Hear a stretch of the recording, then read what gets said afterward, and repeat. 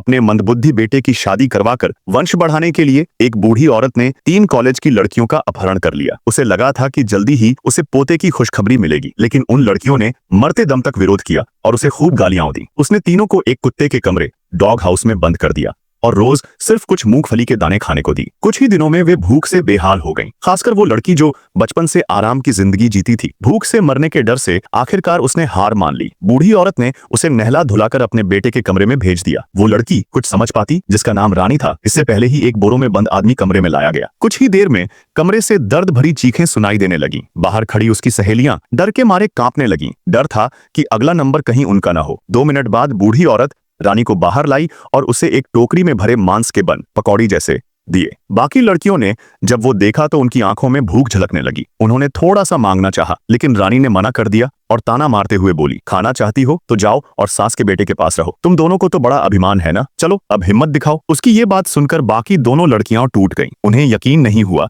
कि सिर्फ 2 मांस के बन के लिए शीशी उनके खिलाफ हो जाएगी। आखिर जीने की चाह में उनमें से एक लड़की राधा ने भी हार मान ली। दूसरे दिन उसे भी दूसरे कमरे में ले जाया गया। जब आदमी ने उसका बोरा हटाया तो वो डर से चीख पड़ी, लेकिन जिंदा रहने के लिए उसने डर को निगल लिया और दिखावे में उस आदमी को गले लगा लिया। फिर उसने कहा कि वो बहुत भूखी है और कमजोर महसूस कर रही है, इसलिए पहले उसे कुछ खाने को दे दे। आदमी ने भरोसा किया और बाहर चला गया। तभी राधा ने मौका देखकर कमरे में बाहर निकलने का रास्ता ढूंढना शुरू किया। उसे तहखाने की खिड़की थोड़ी ढीली दिखी। उसने धीरे धीरे उसके पेंच खोले और खिड़की निकाल ली, लेकिन वो भागी नहीं। उसने खिड़की वापस लगाई ताकि शक न हो। आदमी लौट आया और कुछ नहीं समझ पाया। फिर जब वो दोबारा कुत्ते वाले कमरे में बंद की गई तो उसने बाकी दोनों सहेलियों को सब कुछ बताया। तीनों ने तय किया कि अगले दिन जब बूढ़ी औरत खरीदारी करने बाहर जाएगी तो वे भाग निकलेंगी। अगले दिन राधा ने दरवाजा खटखटाया और झूठ बोला कि उसे पेट में दर्द है। आदमी ने जैसे ही दरवाजा खोला, तीनों ने मिलकर उसे पकड़ लिया और डंडे से बेहोश कर दिया। फिर वे भागकर तहखाने में पहुंची, खिड़की निकाली और आखिरकार उस डरावने घर से आजाद हो गईं। आखिर में पुलिस ने बूढ़ी औरत और उसके परिवार को पकड़ लिया। उनका अपराध बहुत बड़ा था और अब उन्हें उम्र भर की सजा मिलने वाली थी।